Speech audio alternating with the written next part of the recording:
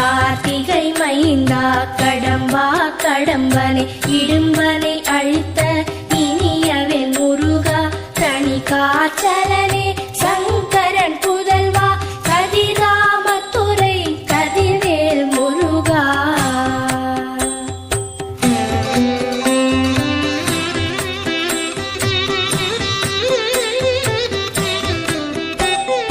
பழனிபதி வாழ் பாலகுமாரா ஆவினன் குடிவாழ் அழகிய வேலா செந்தின்